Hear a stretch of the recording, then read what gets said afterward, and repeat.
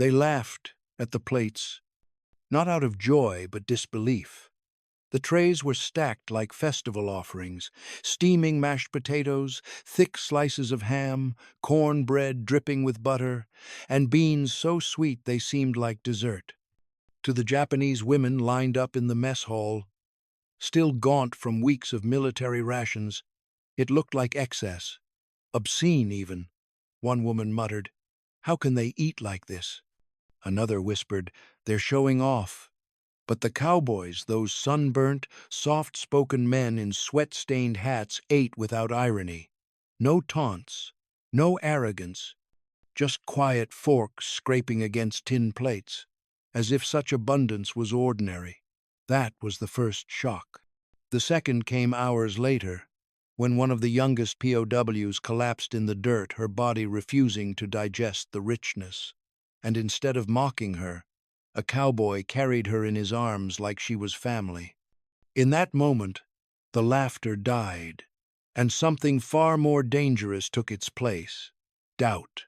If this was cruelty, it looked an awful lot like kindness.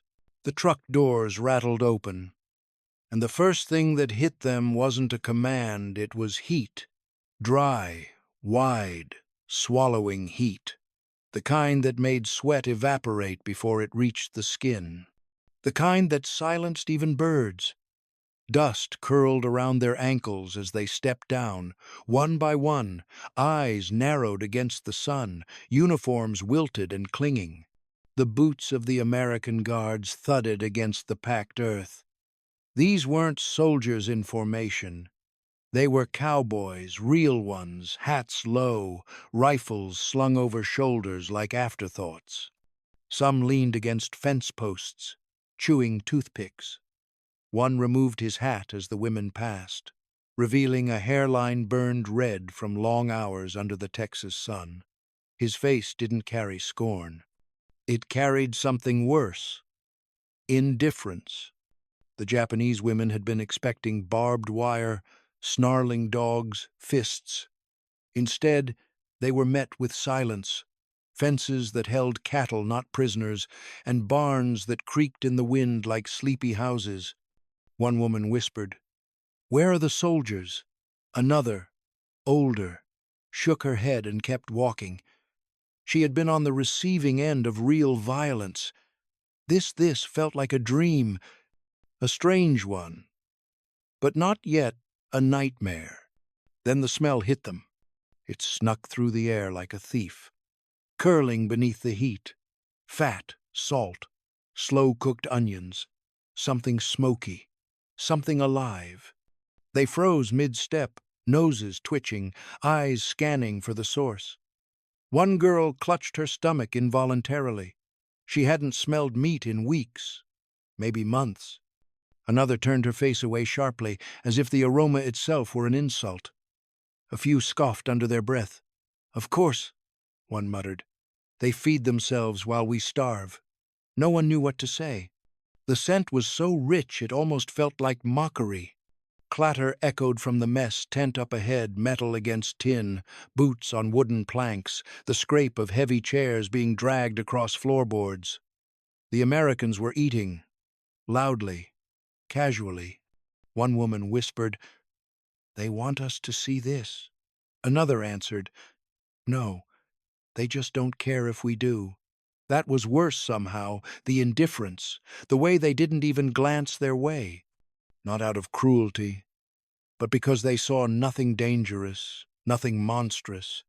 Just thin women in sun-bleached uniforms, squinting like strays. A cowboy passed with a tray in his hands, piled with food so high it looked absurd. A thick chunk of cornbread glistening with butter, beans in a dark sauce, a slab of beef, pink at the center. The women watched as he sat, leaned back, and took a bite with all the ceremony of someone biting into an apple. He didn't look at them, didn't perform. That made it worse. Scoffing became their only weapon. A few shook their heads. One mimicked the chewing with exaggerated mouth movements, drawing a small laugh from another. But the laughter was sharp-edged, not joy, but armor. No one dared admit the smell made their mouths water. No one wanted to be the first to ask, "Is it really for us too?" They were led past the bunkhouse, the small infirmary, and toward a shaded overhang where a cowboy stood with a clipboard. Names were written, birth, years, ranks. The man paused as one woman muttered her name in thick syllables, his pen hovering mid-air. "Say that again?" he asked, but the translator waved it off and scribbled it down herself. He shrugged and moved on. Inside the barracks, each woman found a cot with a folded blanket and a tin basin. One stared at the items like they were some kind of ruse. Another immediately touched the wool, as if checking for needles. They didn't speak. They sat. They waited. And in that waiting, the smell of food crept in again. A small group of cowboys walked by the open doorway.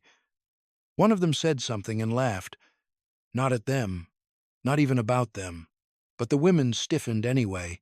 Every sound here was too gentle to trust. Every face too calm to believe. Dinner was coming. They all felt it. The clatter of trays, the rhythm of spoons against bowls. It wasn't the sound of punishment. It was the sound of plenty. And that, somehow, was harder to bear. Because if the enemy was not starving them, then what else had they been wrong about? Long before the stew and cornbread, before the cowboys and the sunburnt Texas dust, hunger had a different meaning. In wartime Japan, hunger wasn't just accepted, it was sacred.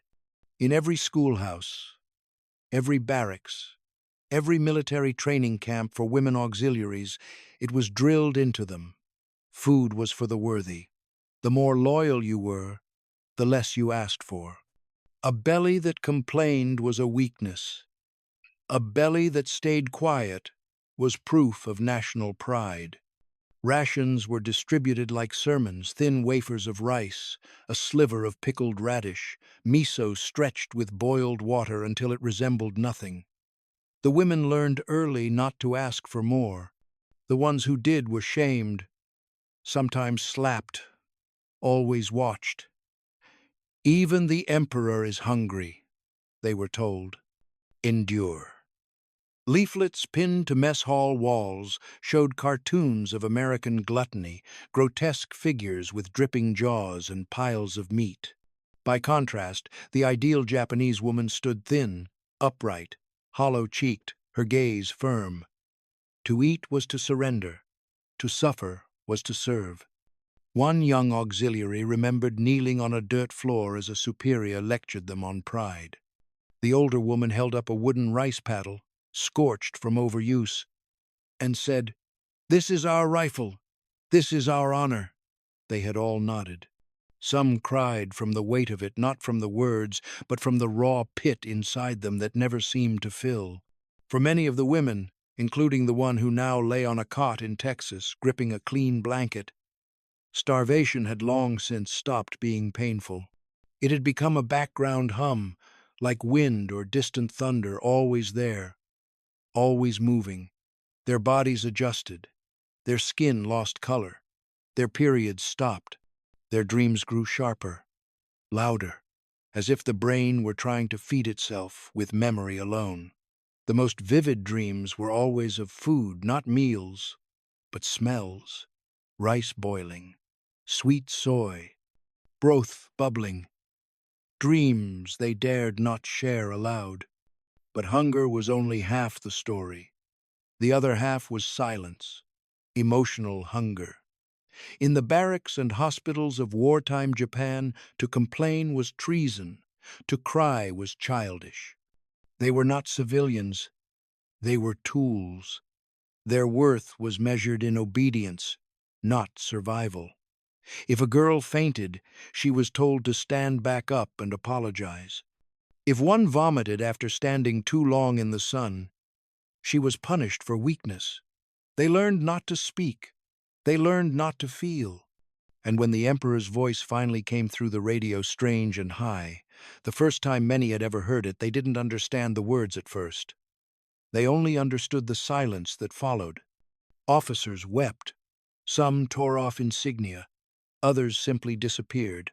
Then came the order: disarm, dismantle, disappear. Some auxiliaries were told to burn everything. Others were left behind. A few clung to the fantasy that the order was a trick, that the fight would resume. Most just stood, blinking, waiting for instructions that never came. That was the moment everything cracked. They were no longer soldiers, no longer anything. And when trucks arrived at the hospital compound, driven not by Japanese soldiers but by Americans, they did not resist. Not because they had accepted defeat, but because they no longer had the energy to define what defeat even was. Some of the women cried softly as they were loaded onto the flatbeds. Others sat like statues, arms wrapped around their ribs. One girl clutched a rice ball in her hand so tightly it disintegrated. The ship that carried them across the Pacific was not what they'd feared. There were no chains, no cages, just metal bunks, too clean to trust, and meals too rich to believe. But the fear didn't vanish. It hardened into dread, into waiting, waiting for punishment that never came, waiting for cruelty to fall like a blade. They didn't yet know that the real cruelty would be kindness, that the real wound was not what the enemy would take from them, but what they would give. And so they sailed, stomachs still growling from memories more than need, toward a land whose generosity would break them open from the inside out. The mess hall was louder than they expected, not from shouting, but from the everyday sounds of people eating without fear, laughter, forks tapping metal trays, chairs scooting across wooden floors. The POWs stood at the entrance, eyes scanning the room like animals sniffing the edge of a trap.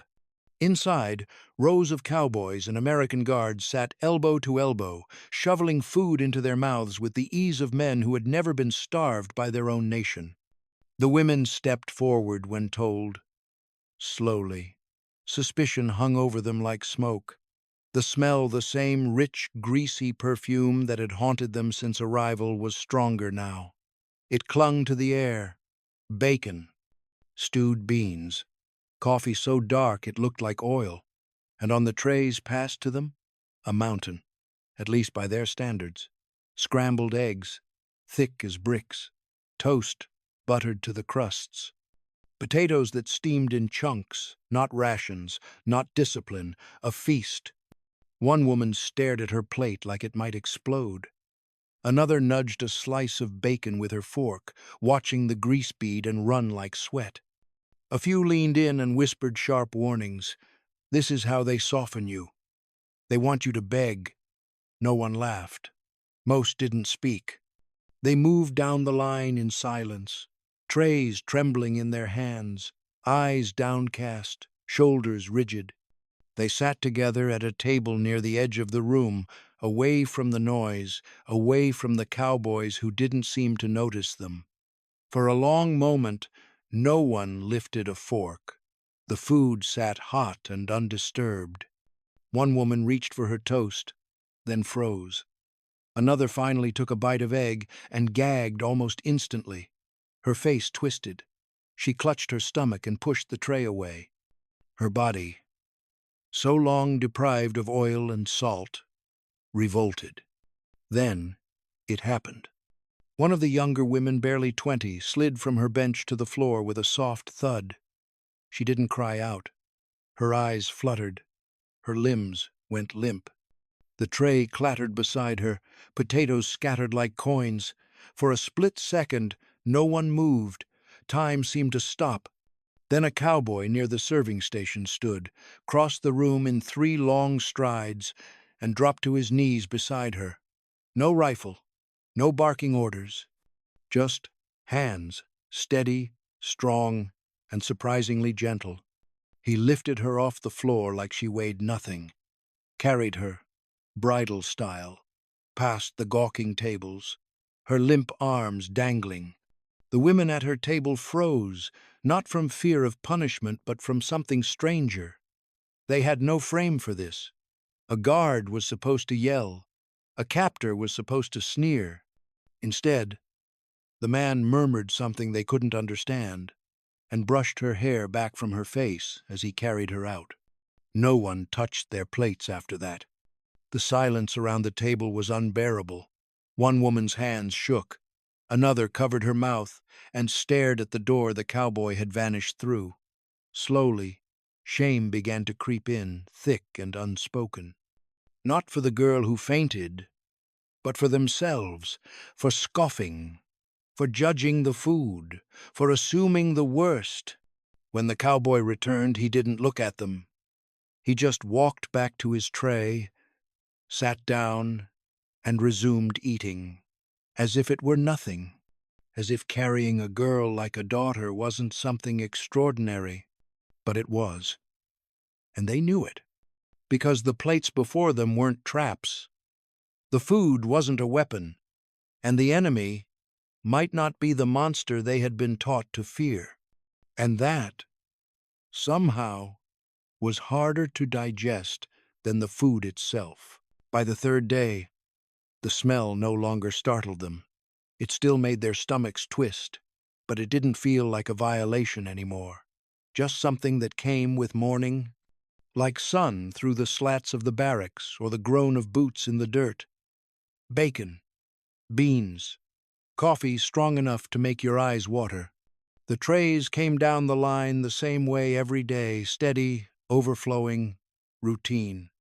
The women no longer flinched at the sight, but most still hesitated. Their bodies remembered how to refuse, even when their minds had begun to question why. One woman began eating in secret. Not much, just a few bites of eggs. Another, older, dipped her spoon into the beans, pretending to only stir, then brought the tip to her lips when she thought no one was watching. The act was small, but it meant something. It meant the walls were cracking. They didn't talk about it, not out loud, but they were all doing the same math in their heads. How much pride can one swallow before it disappears? How many meals can you accept from a supposed enemy before you stop thinking of them that way? It wasn't just the quantity that confounded them, it was the care. The cornbread, for example, golden, crisp on the edges, warm inside. It came wrapped in cloth napkins, like it was meant to be protected. One woman picked hers up, turned it over in her hands, and finally whispered, "What is this?" A cowboy nearby overheard. He looked up from his tray, swallowed a bite, and answered simply, "Cornbread," as if that explained everything. Maybe it did. The contrast was brutal. In Japan, meals had become acts of disappearance. Quiet, rationed, watched. A bowl of watery rice, eaten in silence. A crust of bread shared between three. Food wasn't about fullness, it was about endurance. Here, meals were something else entirely. No one watched them eat. No one tracked their bites. The cowboys served the food and then walked away, as if their job ended at the ladle. That was the hardest part to understand. The absence of expectation. No speeches, no sermons, no demands to smile, to say thank you, to prove worthiness. They were fed like any man on the ranch. No more, no less. It made the food taste heavier. Not in the stomach, but in the heart. One afternoon, a tray was delivered with extra cornbread on top. No explanation. The woman who received it blinked, unsure if it was a mistake. The guard just nodded and moved on. Later, she split the piece in half and offered it to the girl who had fainted earlier in the week. The girl took it with both hands, bowed her head slightly, and bit down as if biting through her own doubt.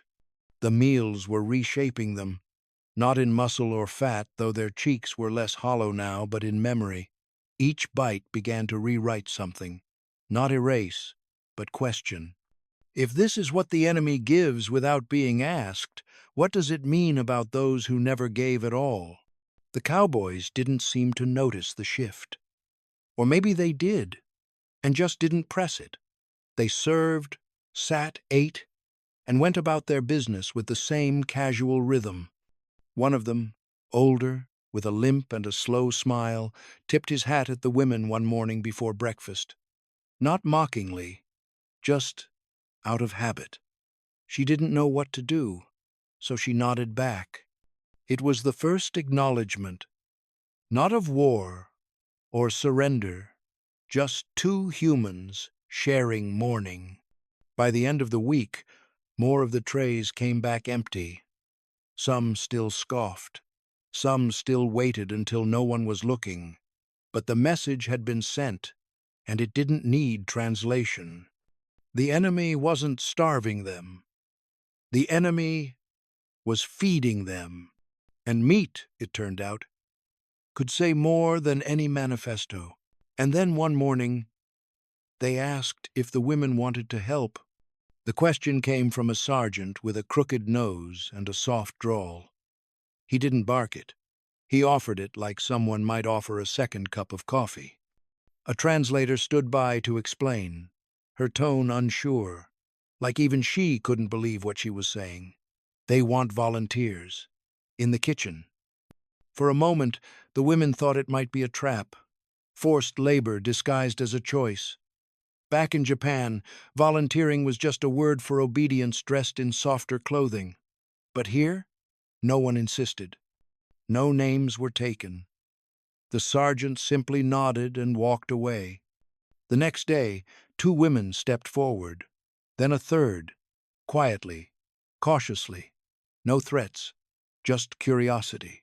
And maybe, under that, a desire to do something other than wait. The mess tent looked different from behind the counter. Steam rose from massive pots. Cast iron pans sizzled over open flames. The kitchen was alive in a way that barracks never were. The American cooks didn't leer or command. They grunted greetings, pointed to stations, handed over aprons.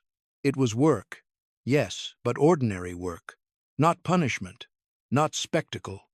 One cowboy showed how to stir beans slowly, to keep them from sticking. Another demonstrated how to flip bacon without snapping the grease. Soon the Japanese women were kneading dough, their hands sinking into warm yeast they had never touched before. One asked what it was. The cook held up a packet and said, "Magic powder," with a grin. She didn't understand the words, but she understood the smile. It wasn't mocking. It was shared. They learned quickly, not just the steps, but the rhythm. American kitchens, it turned out, were loud, not chaotic, but conversational. The cowboys told stories while they worked about horses, about dust storms, about a man who'd once been kicked by a mule and lived to talk about it. The women didn't understand the words, but they listened anyway. They laughed at the tones, the gestures, laughed when laughter felt safe. And then came the moment that shook them more than all the rest. It was breakfast. The line had formed. The trays were ready. Before the doors opened, the cowboys gathered near the far table, heads bowed. One spoke softly, a few words, then silence. The Japanese women froze mid-step. Were they praying? Over food? In Japan, food was rationed, not blessed. There was no ritual, only calculation. Here, the cowboys treated meals with a kind of reverence, not as proof of power, but as something fragile, something given. The women watched as one cowboy removed his hat before sitting. Another passed a slice of bread to a younger man before taking his own. No one elbowed for more. No one guarded their plate like a prize. And when the food was served, the cowboys looked up and nodded to the women behind the counter, not as servants, but as equals, as if saying, "You fed us today. Thank you." That broke something. One woman, one who had once sworn never to speak to an American, looked down at her apron, flecked with flour and grease, and touched it like it was a medal. It was stained, but it was hers. She had made something. She had given something, not just taken. Later that afternoon she sat beneath the shade of the barracks, writing something in the dirt with her finger. Cornbread. She sounded the syllables quietly, testing them. Not to please. Not to perform. Just to remember. Because in that kitchen, with a spoon in her hand and no rifle pointed at her back, she had tasted something far more dangerous than stew. She had tasted trust. And then came the bell. It clanged through the compound each evening with a metallic echo that should have triggered flinches. In wartime Japan, bells were warnings, alerts, drills, signals to duck, run, obey. But here, the sound was slower, rounder, less urgent. It came at the same time every evening, floating over the dry Texas wind like a voice that said, "It's time. Come, if you're hungry." That was the difference. It wasn't a command. It was an invitation. At first, the women lined up with eyes low, backs stiff. Some still glanced around as if waiting for an ambush of correction. But the guards didn't bark. The cowboys didn't shove. The doors swung open, and the smell greeted them like a friend who never asked questions. The food was always there, hot, plentiful, unchanged. Routine became rhythm, and rhythm became relief. There was something strange about knowing the stew would always come, about knowing the bread would still be warm. It softened a part of them that had been tense so long it had forgotten how to be anything else. The ritual of the meal tray, line, plate, seat became an emotional anchor, a signal that, despite everything, they were still alive. And being alive didn't always have to hurt. But it wasn't just the food. It was the how of the food. One evening, a young woman with a fever didn't make it to the mess hall. She stayed, curled in her cot, head spinning, stomach clenched. No one expected anything. Illness was weakness, and weakness was usually ignored. Until it wasn't. Near dusk, a knock came on the barracks door. A cowboy stood there tall, sunburned, with a tin plate in his hand. Bacon, a slice of bread. Some of that cornbread the others had started whispering about. He didn't say much, just pointed, then set the plate down gently by her cot, hat pressed to his chest like he was standing in a chapel.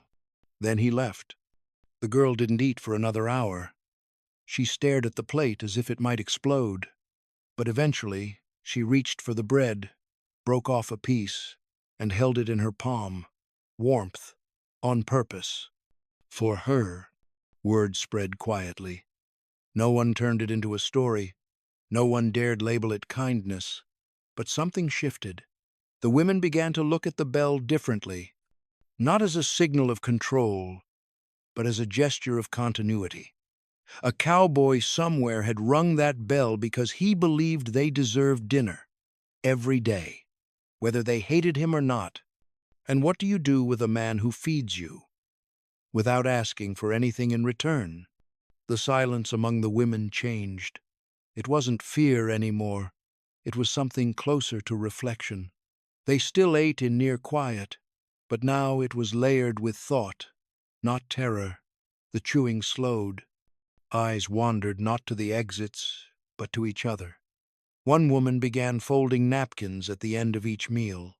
Another started wiping the tables with the heel of her hand, instinctively, without instruction.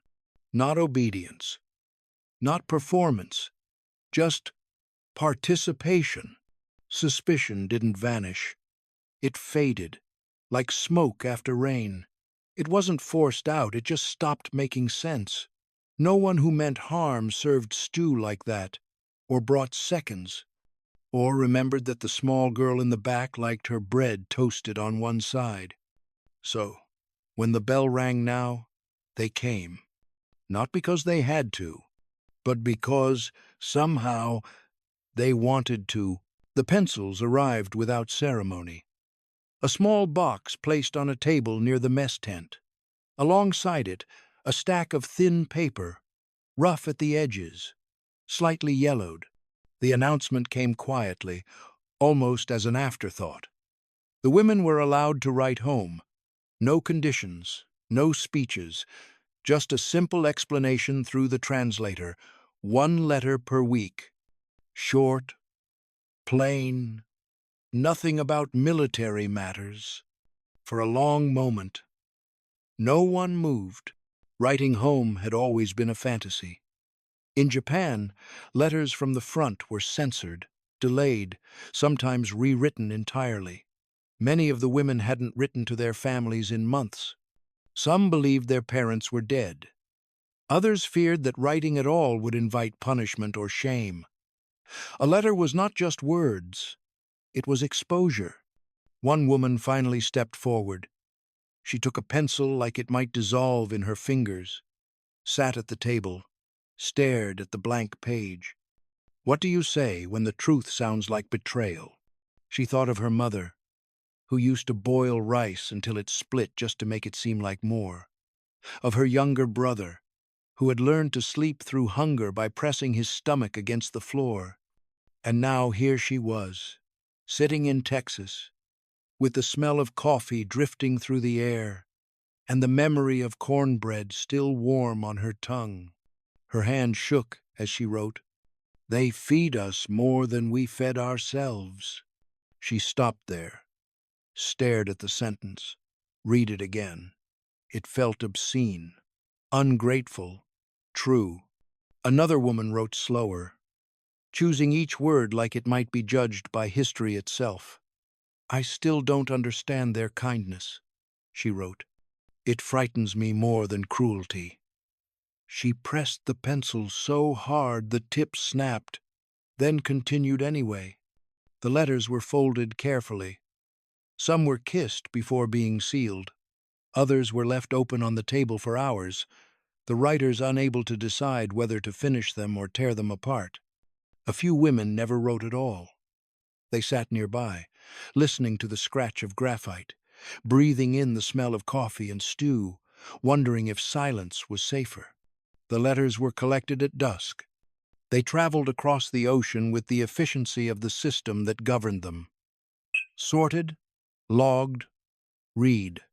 And when they reached Tokyo, they did not land gently. Censors expected bitterness, complaints, confessions of suffering that could be shaped into warnings.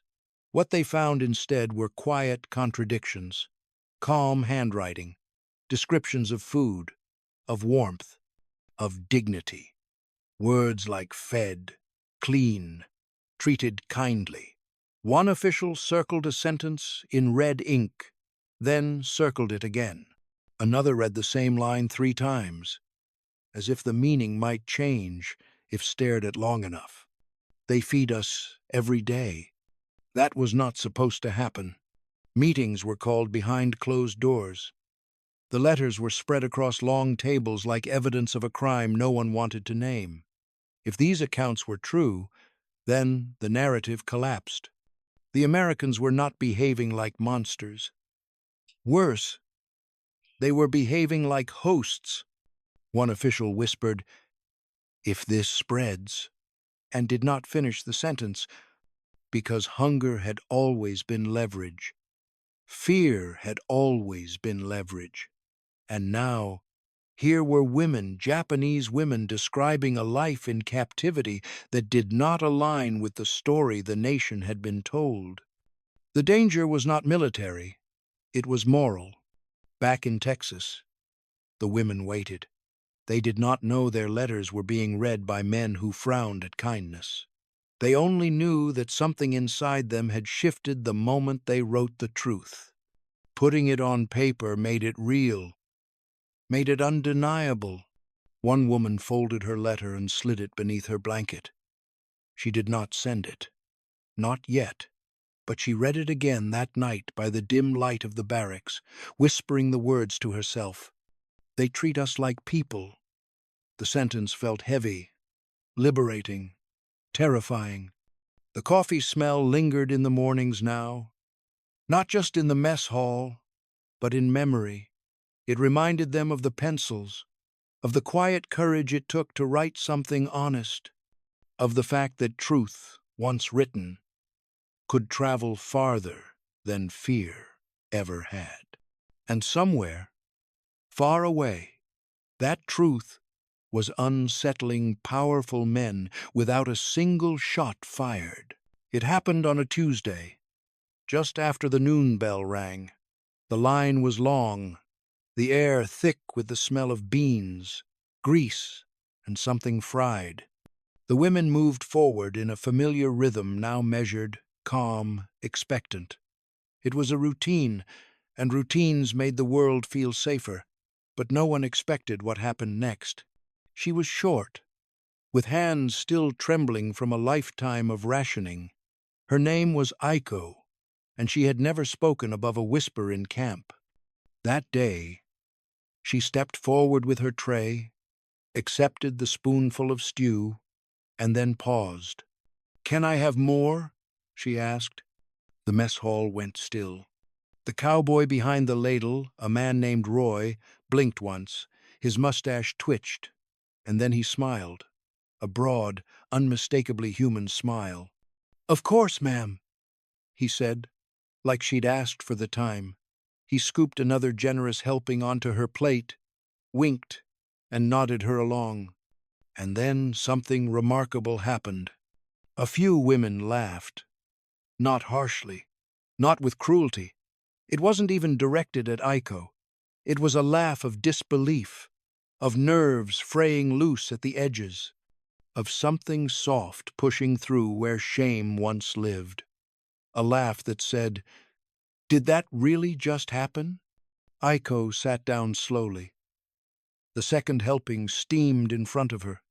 She stared at it like it might vanish if she blinked. Then she ate, and something broke. Not in a tragic way, not a collapse, but a loosening, like stitches being pulled from too tight seams. For days, they had held themselves together through posture, silence, restraint. They had followed unspoken rules of captivity. Don't eat too fast. Don't ask questions. Don't show need. Hunger was fine. Hunger was safe. But now, one of them had asked, and been answered with kindness. Not suspicion, not rebuke, just food. Around her, women began to shift in their seats. Some smiled. Some glanced at the serving line with new curiosity. A few seconds later, another asked for more bread, then another for butter. And each time, the cowboys obliged, calm as ever. Later that night, a few of the women sat together in the corner of the barracks and laughed again. They laughed softly, like it might be stolen from them if they laughed too hard.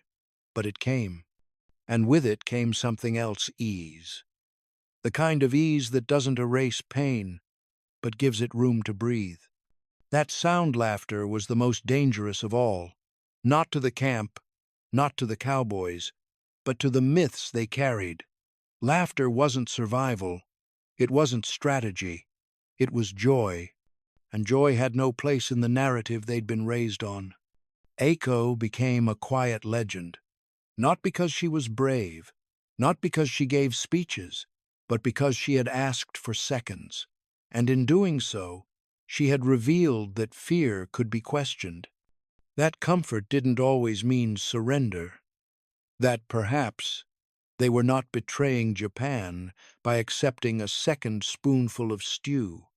In the following days, the mess line grew noisier. Not rowdy, just real. Questions were asked.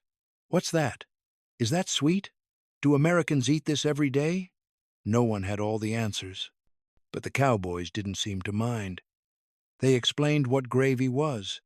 They grinned when someone mispronounced grits. They served without smirking. And the women, piece by piece, started letting go. Of the idea that dignity lived in starvation, of the belief that to accept food was to lose honor, of the voice in their heads that whispered, "You are still the enemy." Because hunger was no longer punishment, it was just appetite. And satisfaction no longer felt like betrayal, it felt like truth. If this story speaks to you, please like the video and comment below with where you're watching from. We love hearing your thoughts. The first recipe was scrawled on the back of a potato sack.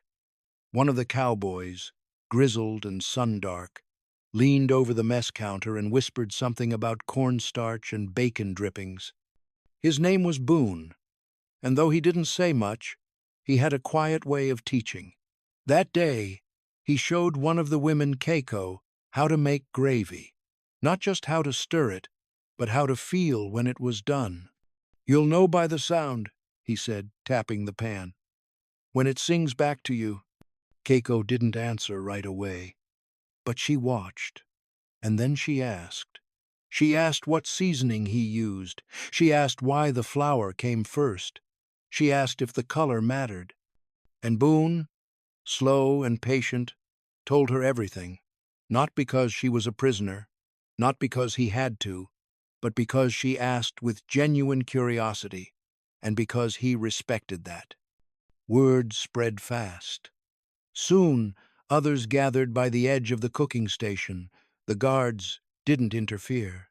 They watched from a distance, arms crossed but smiling faintly. Before long, recipe swapping became part of the rhythm. The POWs didn't just eat, they listened, tasted, compared.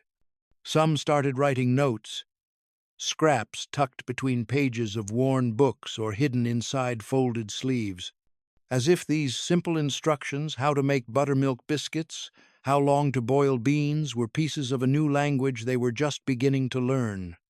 One woman, Sachiko, began collecting the recipes in a small notebook she kept under her pillow. Each entry was written with reverence. Chili, Texas style, she titled one. Cowboy cornbread, another. But it wasn't just ingredients she recorded, it was moments. She scribbled down details like, "He smiled when I got the salt right," or "said my stew was better than his sister's." These weren't just meals, they were exchanges, bridges, proof that even across war and language, some things could still be shared. There was something deeply dignified in it all. Cooking was no longer about survival, it was about participation. The act of preparing food, once a chore of desperation, became a kind of communion. They were allowed to experiment, to fail and try again, to stir and taste and offer something back. And when the cowboys accepted a plate with a nod or returned for more, it meant everything. A shift had occurred.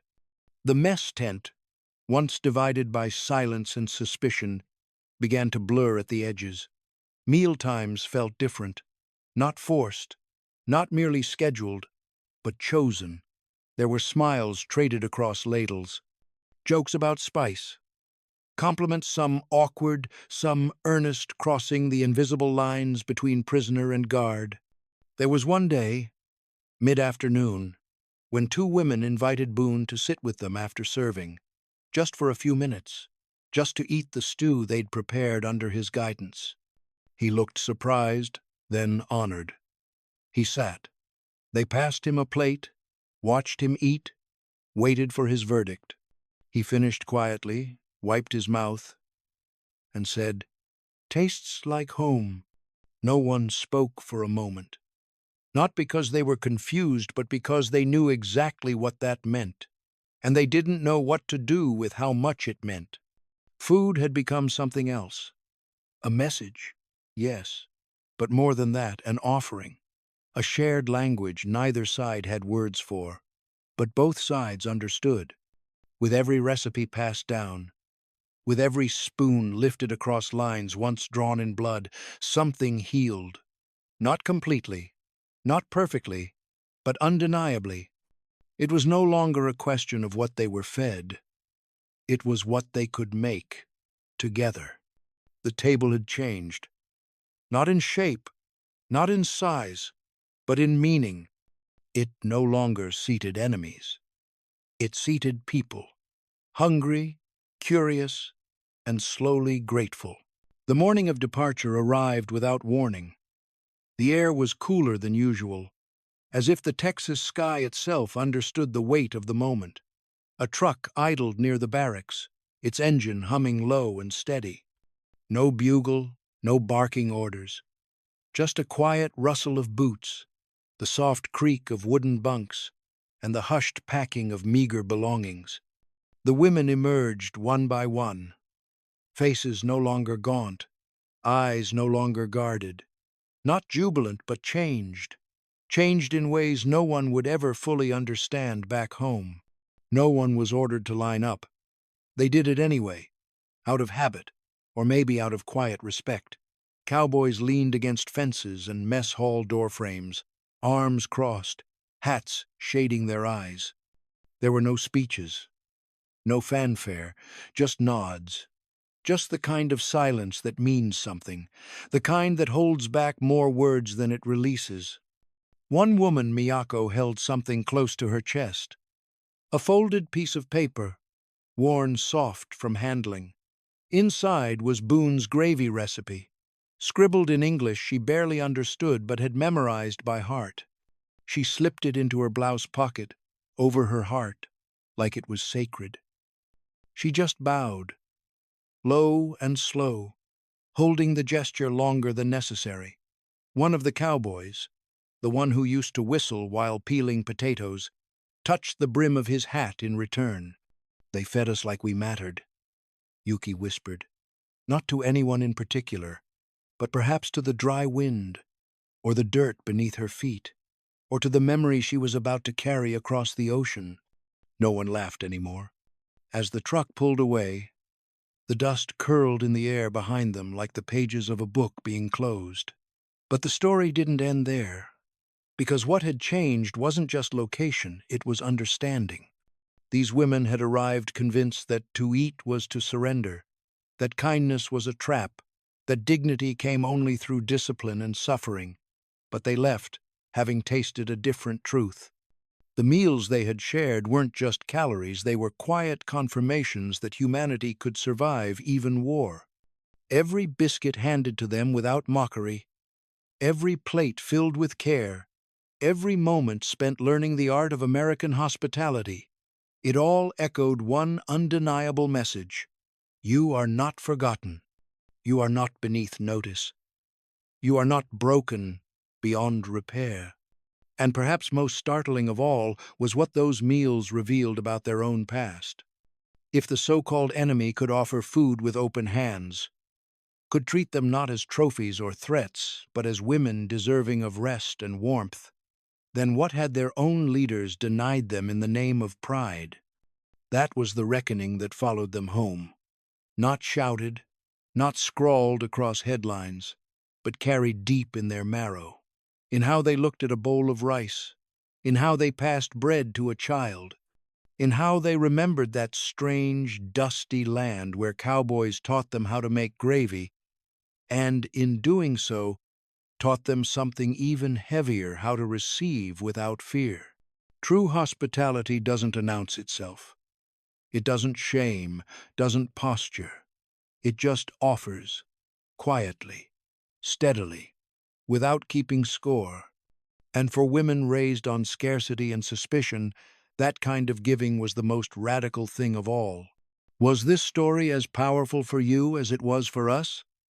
If so, please like and comment where in the world you're watching from. We read every word,